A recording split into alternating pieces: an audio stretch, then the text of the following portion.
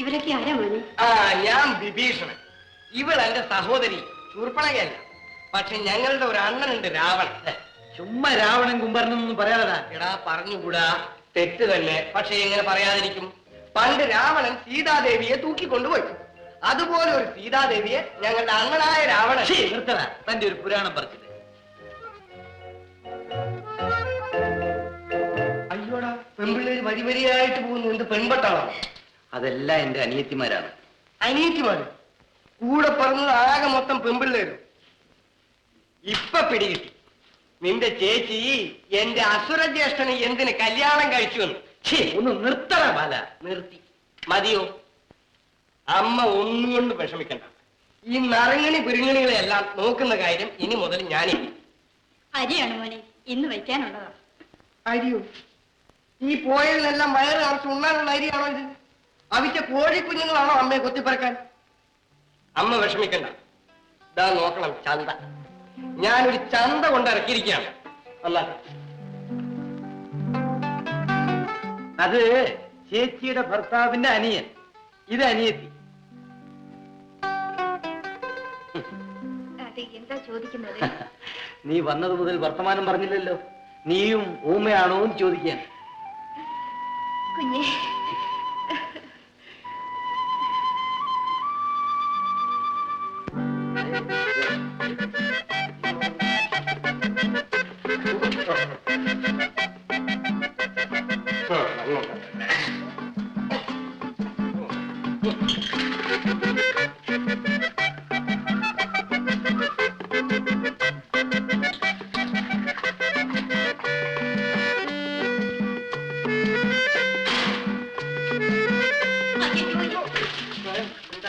എന്താ കുഞ്ഞേ ഇത്? ഇതാ പാചകം, അരിവെപ്പ്. കുഞ്ഞോ? അമ്മയ്ക്ക് എന്നെ അറിഞ്ഞൂടാ. ഇപ്പോഴത്തെ പെൺപിള്ളേരെ വിശ്വസിച്ചൂടാ. എല്ലാം പഠിച്ചിരിക്കണം. അറിയാമോ? വേണ്ട കുഞ്ഞെ, ഞാൻ തന്നെ ചെയ്തോളാം. അയ്യോ, അതൊക്കെയല്ല. ഞാൻ തന്നെ അടുപ്പിൽ തീ കത്തിച്ച്, ഞാൻ തന്നെ പാചകം ചെയ്ത്, ഞാൻ തന്നെ വിളമ്പി, ഞാൻ തന്നെ ഉണ്ട്, ഞാൻ തന്നെ കിടന്നുറങ്ങും. അതാ എന്റെ പതിവ്. അമ്മ പോയിട്ട് ഇതെല്ലാം ഞാൻ നേരെയിക്കണം. പിന്നെ വല്ല അപകടവും സംഭവിച്ചാൽ വിളി കേൾക്കും. ഫയർ എഞ്ചിൻ പോലെ അമ്മ ഇങ്ങ് വന്നാ മതി. പപ്പടവും പരിപ്പൊന്നുമില്ല, വെറും ചമ്മന്തിയും ചോറും മാത്രം. കൊണ്ടുവാ, പാത്രം കൊണ്ടുവാ, പാത്രം കൊണ്ടുവാ.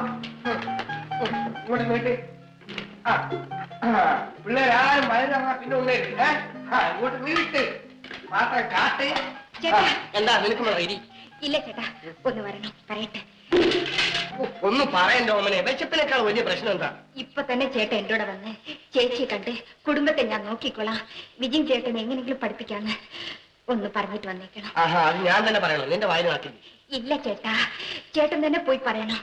അല്ലെങ്കിൽ ചേച്ചി കരഞ്ഞു കരഞ്ഞ് ചത്തുപോകും. ഓഹോ.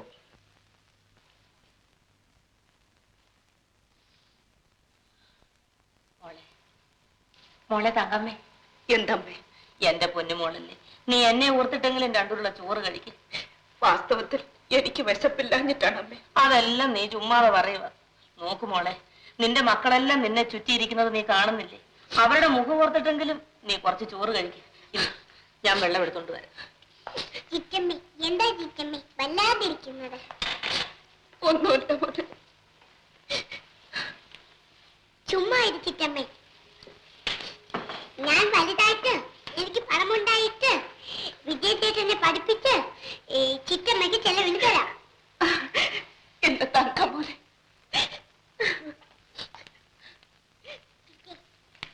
ചിറ്റ വായി ആന്ന് തരണ മതി, ഞാൻ ചോറ് വായിൽ വാരിത്തരാം. ഇത്രയും സ്നേഹമുള്ള മക്കള് ചേട്ടത്തിക്കുള്ളപ്പോ വെറുതെ എന്തിനാ കരഞ്ഞ് കണ്ണ് പുണ്ണാക്കുന്നത്? ചേട്ടത്തിയുടെ വീടിനെ പറ്റിയും അവിടുത്തെ കുട്ടികളെ പറ്റിയും ചേട്ടത്തി വിഷമിക്കണ്ട. എനിക്ക് ജീവനുണ്ടെങ്കിൽ അത് ഞാൻ നോക്കിക്കൊള്ളാം. പിന്നെ വിജയന്റെ പഠിപ്പ്, അതാരെ കൊന്നെങ്കിലും അവനെ ഞാൻ ഡോക്ടറാക്കും. ആക്കുകൂടാ നീ? ഒരു ഓട്ടക്കാർ ഓടിച്ചുകൊണ്ട് നടക്കുന്ന നിനക്ക് അവന് കമ്പൗണ്ടർ ആക്കാൻ സാധിക്കൂടാ. വിജയനെ ഡോക്ടറാക്കുമെന്ന് മാത്രമല്ല, ഓമനെ ഞാൻ അവന് കെട്ടിച്ചും കൊടുക്കും. ചുമ്മാ ചള്ളിയാളെന്ന് പറഞ്ഞ് കിടന്ന് കുരയ്ക്കാതെ. ഇത് രണ്ടും ഞാൻ ചെയ്തില്ലെങ്കിൽ നമ്മുടെ രണ്ടുപേരെയും തന്ത ഒന്നല്ല, അറിയാം.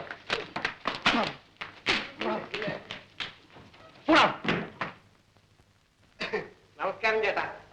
വേണം വേണം വേണം, ഇരിക്കണം ഇരിക്കണം. ആദ്യമായിട്ട് ആ കൈ ഇങ്ങോട്ട് തരണം. ചേട്ടൻ മനസ്സറിഞ്ഞ് തന്ന കാശ് കൊണ്ട് ഞാൻ വാങ്ങിച്ച കാറ് ഐശ്വര്യമായിട്ട് പോകും.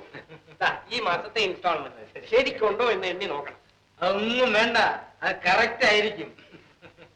നിങ്ങളെ പോലെ ഒരു 4 പുള്ളികളെ എനിക്ക് കിട്ടിയാൽ എന്റെ കാര്യം സൂക്ഷിക്കാം. പിന്നെ എനിക്ക് അർജന്റായിട്ട് ഒരു 1000 രൂപ വേണം. 1000 എന്തിന്? 10,000 തരാമല്ലോ. എന്നത്തേക്ക് വേണം? എന്നാൽ ഇന്ന് തന്നെ തരണം. ഇന്നല്പം പ്രയാസമാണ്. മെഡിക്കൽ കോളേജിൽ അടയ്ക്കാനാ. 7-ാം തീയതി കിട്ടിയാലും മതി. ഇന്ന് 4, ആ. 7-ാം തീയതി. ശരി, തരാം. ഞാൻ വിശ്വസിച്ച് പോവുകയാണ്. 7-ാം തീയതി തന്നെ. ധൈര്യമായി പോകണം. എന്റെ കൊക്കിയിൽ ജീവൻ ഉണ്ടെങ്കിൽ ഞാൻ തരും. അത് മതി, വളരെ ഉപകാരം.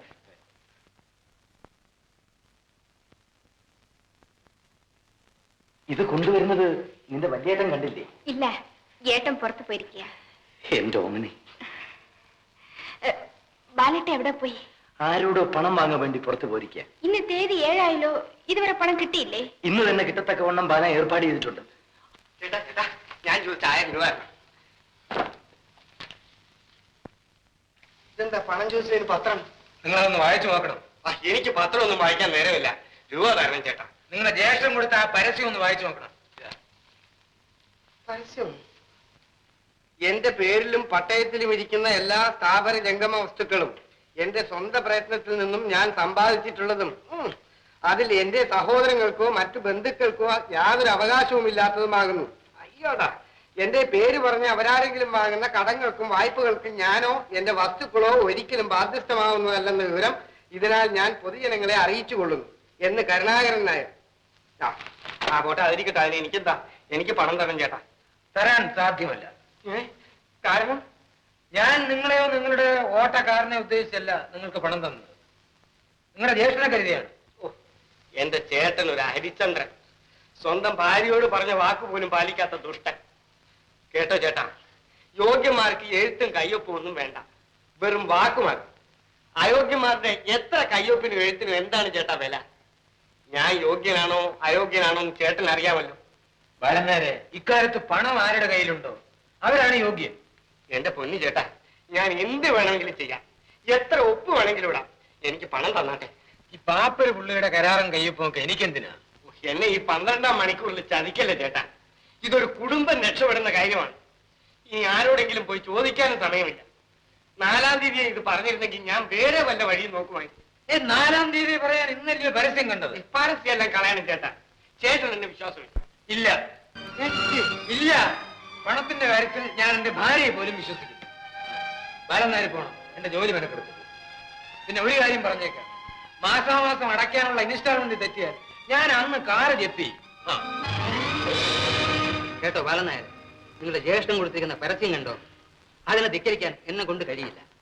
അത് മറുത്ത് ഞാൻ നിങ്ങൾക്ക് പണം തന്നാൽ അങ്ങേരെ എന്റെ കൂടെ പിണങ്ങും. വല്ല കള്ളക്കേസും ഉണ്ടാക്കി കോടതിയിൽ കയറ്റും. പിന്നെ കഴിച്ചില്ലാണെങ്കിൽ 5-10 വേണമെങ്കിൽ തരാം. അത് ഞാൻ തിരിച്ചു തരയുക.